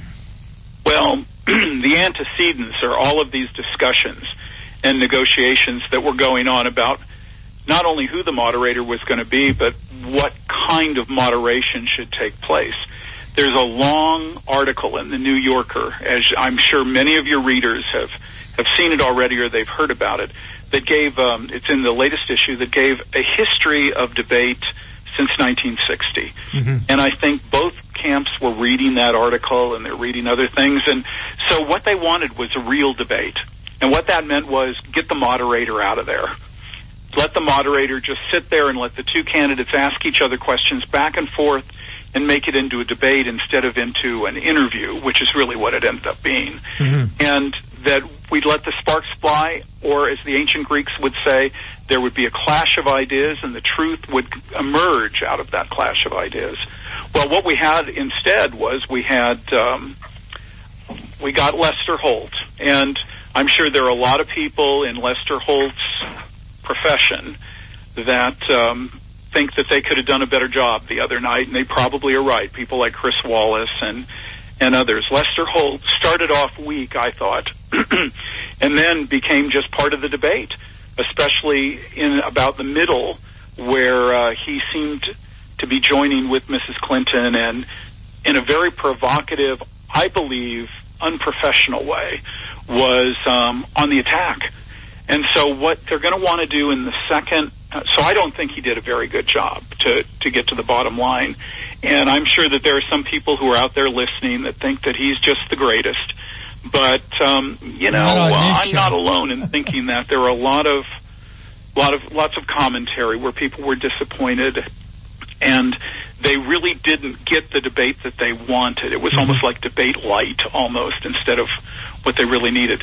Now, in the next couple of debates, I think we're going to see a change in the role of the moderator, and I hope that change reflects the need for the two candidates to talk to each other and not through a third party. John, when they negotiate these debates, when I say they, the two camps negotiate these debates and who's going to have them and the moderator and whatever, I don't understand these Republicans, because you see it time and time and time again where the liberal moderator always takes it to the Republican. When are the Republicans going to smarten up and say, hey, we will not accept this? Well, you know, the template for this was 4 years ago when in the South Carolina Republican primary, remember when Newt Gingrich was asked that awful question to begin with from the moderator, whose name I won't mention, Jonathan Carl, and I won't, but Gingrich just turned to him and made the media the issue. He attacked the media. I was sitting in the audience. The audience exploded in applause spontaneously. Gingrich wins that particular primary, and everybody walking out of the theater afterwards, they said, that's right. It's time to expose what's really going on. And I think that this gives Trump, in particular, a moment where he can make the media the issue. And he can say it at one point, I don't know where it's going to be exactly, but he could say, you know, I really think he could do this. That question just reflects exactly the position of the media. The media has already decided that they're going to support Mrs. Clinton. I think the American people see through it. They're not going to put up with it anymore. Media practices are going to have to change, but shame on you, you know, like that. And let the American public have their say about this, because I do think that they're tired of it. Maybe the media needs to be the issue. Like I said earlier, they need to be called out.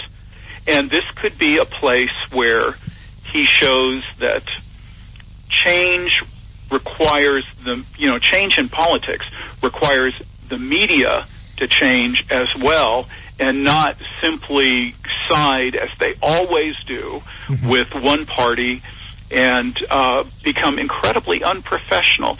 We were in my neighborhood the other day. We were talking, and there's a common opinion that straightforward news has now become opinion, and people are writing under the format of news, just straight opinion, and they've turned the op-ed page into the whole newspaper. And I think people on both sides, in both camps, see that that's happening. Mrs. Clinton is benefiting from it in a big-time way at the moment. All you had to do was look at some of the headlines the next day. I mean, they were embarrassing. You know, like Trump loses big. You know, Mrs. Clinton takes it to him. Trump loses his cool. All that kind of stuff. Right. Oh, it was sickening. And so what we want now is we want the media not only to look inward, but to reform their practices. It was funny the other night in the debate when that little sidebar about the New York Times came up, where Trump was saying, well, I'm going to quote the New York Times. Isn't that funny? And it is kind of funny, because the New York Times has been one of the leaders in this change from straight news to pure opinion, and has taken a great newspaper and put it down on the tabloid level. Dr. Janishevsky, during the debate, it's interesting to note that Lester Holt interrupted Donald Trump 41 times versus 7 times he interrupted Hillary Clinton. In my opinion, if that doesn't show bias, there's nothing that shows bias. But the one thing that I commented at watching the debate, posting things up on Facebook, that we saw it in the last debate with Mitt Romney. The winner of the first debate does not necessarily win the election. You probably know this a little bit better. I believe that Ronald Reagan, during his debates, didn't come out that great on the first 2 debates, either with Mondale or with Carter, but at the same time won the election handily. Last time, again, 4 years ago, Romney won that first debate, but he didn't win the election. Could there possibly be a strategy in the Trump camp that says, we're going to temper it a little bit on the first debate, but really slug it out with her on the second and third? Would that be a strategy that they considered? It's a strategy that they could have, and as I told you the last time we spoke, there are a lot of smart people over there, and I would start right at the top with Kellyanne Conway. They're the people who know what they're doing. I think that you could lose all three debates and still win the election, because it's not about whether the media thinks you won or not, or whether people who are already in the Clinton camp think that you won or not. What matters is, are you speaking to the people who will actually decide this election? And that's why I mentioned some of those states, Michigan, Pennsylvania, Ohio, places like that. That's who you've got to talk to. And as he becomes more focused and more refined on this in the next two debates, that's where the real debate is taking place. This cover of national debate watched by everybody, commented on the media and everything, that's all okay. I mean, it's all nice and good and all that. But where the real change is going to take place, where the election is going to be decided, is where he speaks to those people in those battleground states who will decide the election. And I'll just give you a really good case in point. This whole debate about NAFTA that took place the other day, there are places in the United States where people are scratching their head and they're kind of going, well, that's not a voting issue for me. I don't understand. But in some of these places where you've got huge unemployment or you've got terrible economic times and all of that, you are pushing a button there. It's an emotional as well as intellectual button, and people are paying attention. They're really listening to that. And I think that's the way to approach these debates from an outsider standpoint. Know who they need to talk to and then see if they're talking to them. The same thing's going on with Mrs. Clinton. Mrs. Clinton is incredibly well coached, and she's got people who are telling her, okay, this is what you got to do. Here's the people we need to talk to and everything. And it seems to me that Trump has got to be very, very focused and say those profound, game-changing things to his target audience in order to be able to win. John J.D., he said some of that stuff. He says now you can't trust the water in Flint and you buy cars from Mexico. So he says come up with a few of those. Got a question for you, though. The next debate is the vice presidential debate. And my governor, Mike Pence, is going to be in there. But because of Hillary's health episodes and her health history, does this get ratcheted up more in the public eye, the importance of the vice presidential debate? Well, it might, a little bit. I honestly think that'll be a good debate because both people involved are very good. And it's at a great location for this discussion, which is it's going to be at Longwood University in Virginia. And so there's going to be a lot of interest in the state. There'll be a lot of interest nationally.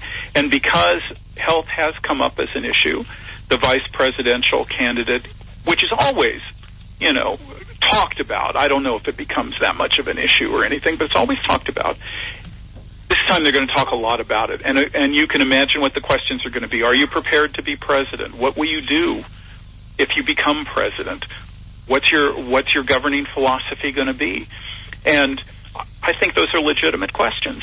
So I'm looking forward to that debate. I honestly think it may end up being the best of all of the debates. Johnny, you going to be there? No, but I'm going to be watching it. Don't worry. Okay. Longwood's quite a distance from where I live, but okay. I still think it's good for the state. By the way, J.D., you said something a minute ago. If you don't mind me backing up a little bit, I'd like to talk about it. When you mentioned that Trump talked about Mexico, Trump talked about business practices and things like that, there you go. That's exactly what you want to do. When you see an issue that you can use to advantage, you want to pounce on it and blow it up a little bit. And there were a whole bunch of disappointments with Lester Holt, but one of the ones that everybody agrees to across the board, Republican or Democrat or Independent or whatever, why didn't he bring up some of the things that are on our mind? For example, there's no discussion at all of Benghazi. There's no questions about the emails. Really, there's nothing honest and substantive about health and all of that other stuff. These are things that will be coming up, but they're places of advantage for the Trump campaign. And interestingly enough, the Clinton people, they all know that, and so they're prepared, just like Mrs. Clinton was on the stamina issue. She came back with, well, I've shown all my stamina and everything. Well, we're going to have not only answers like that, but he's got to be prepared to take it to the next level. Once he hears those answers, that's when he's either going to exploit those answers by just simply letting the words stand on their own, or he's going to say, oh, I'm so glad you said that because, and then nail them. And so I'm looking forward to some moves like that in the next couple of debates. John, in my basket of deplorables concerning Lester Holt, weren't they supposed to alternate questions, candidate, then the next candidate? It seemed like he let Hillary go on, and then he just followed up, and she let her go on the second question right after the first. Well, I think another way of saying exactly the same thing is he lost control of the debate. And she took control of the debate. And, one of the things that a moderator is supposed to do is make sure that that never happens. There has to be an appearance, if not an actuality, of fairness. And when Lester Holt lost control of the debate, he lost control of that issue as well. So in the end, I think you kind of hold up a mirror. If you were a Trump supporter, you're probably still a Trump supporter. If you were a Clinton supporter, you're probably still a Clinton supporter. But both sides had to be disappointed. And he was part of the disappointment, I think. John, how can our listeners read your writings? You've got some great books out there. We want to take a second here to let them get contact information and get more information from you. Well, that's kind of you, JD. You always do that. You always bring it up. And, if anybody is interested and they really want to look at it, there's two books of mine out of the bunch that you might want to look at.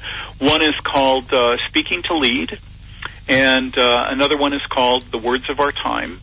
They're both published out of London by the premier publisher for politics over in London, Bite Back Press. And you can get them on Amazon.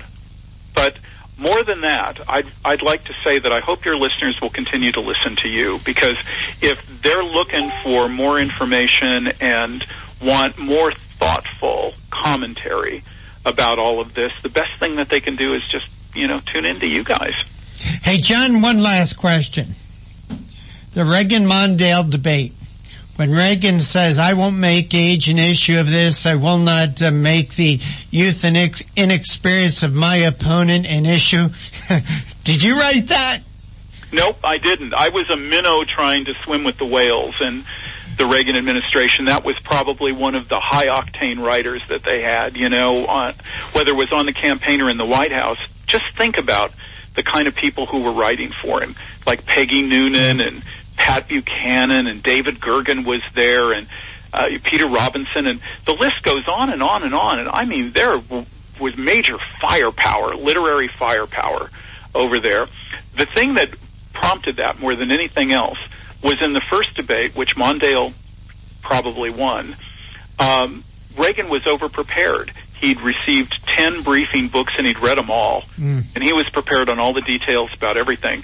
And Mrs. Reagan came to the campaign after that and she said, no more 10 briefing books. Put it all into one briefing book, because he's going to read whatever you give him. And so what we want to do is we want to speak in principles. We want to speak in generalities. And what we want to do is not get caught up in the weeds. And so that was their general approach. And then they knew that the Democrats were making a huge issue out of age. And so they decided that they would put a stop to it once and for all. And that answer by President Reagan not only put a stop to it, no one brought it up again, but if you watch the YouTube on that when he's doing it, even Mondale is laughing. Yep. I know. And when it's all over, everybody feels good. And I think that's, in the end, what you want here. You want answers that, in the end, make it possible for you to govern when you win. and you don't want 4 more years of divided America. So you want to think about how words can turn into action like that. And that's a very, very good example of how those words healed division and brought out the best in on both sides. And hopefully we'll see more of that. Dr. John Shosky, we went way beyond time. We got to run. We got to go. And by the way, when you were talking about being a small minnow in a pond, that was a great pond to be in, I got to tell you. Well, I was the smallest of the minnows, and all I could do was just watch and learn from the great ones. And when I mention those writers like Peggy Noonan, she's a speech writing goddess. Yeah. They were great. They were great in their jobs. And if someone like me just simply watched, because I was in White House Public Affairs, if you could watch and learn, you could get a great education. And I really learned a lot from them. Dr. John Shosky, thank you so much. Take care. God bless. Thanks, guys. JD, thank you. But for right now, we got to run. We got to go. Take care. God bless. We'll see you tomorrow on the radio. This is President Barack Obama. When I'm in Arkansas, which is about, never. I almost always avoid listening to what you and the after state refer to as the truth. Not sure what that is, or its importance. Anyway, back to Doug and Blaine. When you're in these positions, the last thing you want to do is interfere with